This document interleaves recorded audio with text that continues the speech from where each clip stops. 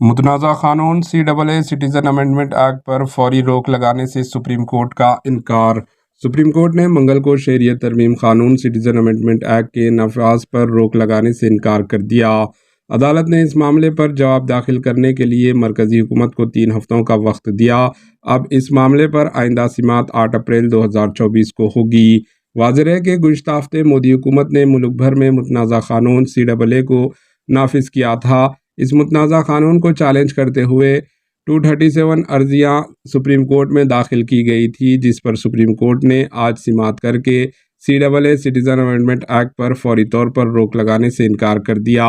اس معاملے کی سماعت chief justice DY Chandrachud, justice JB Pardiwala اور جسٹس منوج مشرا نے کی۔ درخواست گزاروں میں کل ہند مجلس اتحاد المسلمین MIM کے صدر barrister Asaduddin Owaisi, Indian Union Muslim League Congress رہنما جے رام رمیش، ترنمول کانگریس رہنما مہو مترا کے علاوہ دیگر بھی شامل ہیں۔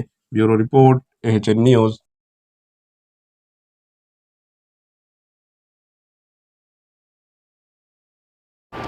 AHN نیوز کو لائک کریں، شیئر کریں اور سبسکرائب کرنا نہ بھولیں۔